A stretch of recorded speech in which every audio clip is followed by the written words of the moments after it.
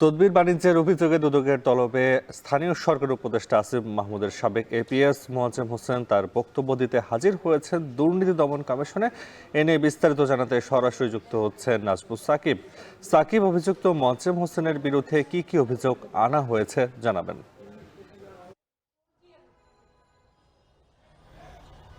নাফি, আজকে কিন্তু 11:30 নাগাদ যিনি অভিযুক্ত মোয়াজ্জেম হোসেন, তিনি কিন্তু স্থানীয় সরকার যিনি উপদেষ্টা রয়েছেন আসিফ মাহমুদ, তার কিন্তু এপিএস ছিলেন, তাকে মাসখানেক আগে কিন্তু তাকে পদ থেকে সরিয়ে দেওয়া হয়েছে। মূলত তার বিরুদ্ধে যে অভিযোগগুলো এসছে, যে তদবির বাণিজ্য কিংবা টেন্ডার বাণিজ্য সহ নানা ধরনের, যেমন চাঁদাবাজি সহ এই ধরনের যে অভিযোগগুলো রয়েছে, সেই অভিযোগগুলো আনা হয়েছে। ফলে তারই ফলশ্রুতিতে কিন্তু গত মাসে তাকে সরিয়ে দেওয়া হয় স্থানীয় সরকার মন্ত্রণালয় থেকে। এবং আজকে তাকে কিন্তু ডাকা হয়েছে সকাল সকাল।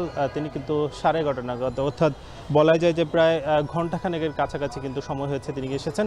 এবং তিনি আসার পরপরই যিনি দুদকের উপসহকারী পরিচালক মিনু আক্তার সহ তার নেতৃত্বে কিন্তু একটা দুদকের যারা কর্মকর্তারা রয়েছেন তারা কিন্তু তার সঙ্গে বসছেন এবং তাকে জিজ্ঞাসাবাদ করছেন যে কি ধরনের আসলে দুর্নীতি হয়েছে, কিংবা তারা আসলে কোনো দুর্নীতির আলামত পাবেন কিনা, সেই বিষয়ে কিন্তু তার আজকে জিজ্ঞাসাবাদের কথা রয়েছে।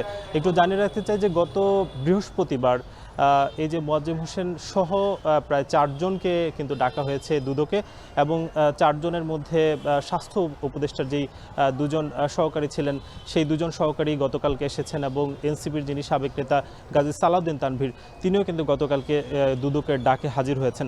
অর্থাৎ গতকাল এই 3 জনকে কিন্তু জিজ্ঞাসাবাদ করা হয়েছে। তারা উত্তর দিয়েছেন যে কি ধরনের আসলে দুর্নীতি হয়েছে, সেই দুর্নীতির পরিপ্রেক্ষিতে কিন্তু তারা উত্তর দিয়েছেন। এবং দুদকও কিন্তু বলছে যে তারা আসলে তাদের সপক্ষে যুক্তি দিয়েছেন, এবং দুদক আসলে যাচাই বাছাই করে এটা আসলে দেখবে যে কি ধরনের দুর্নীতি হয়েছে। এবং আজকে যিনি মোয়াজ্জেম হোসেন এসেছেন, তিনিও কিন্তু তার উত্তর দেওয়ার পর আসলে দুদক যাচাই বাছাই করে আমাদেরকে জানাবে যে কি ধরনের দুর্নীতি হয়েছে এবং তার ব্যাপারে কি পদক্ষেপ নেওয়া যায়। এই ছিল দুদক থেকে সবশেষ। নাফি, স্থানীয় সরকার উপদেষ্টার সাবেক এপিএস কে দুদকের তলবের খবর জানাতে যুক্ত ছিলেন নাজমুস সাকিব।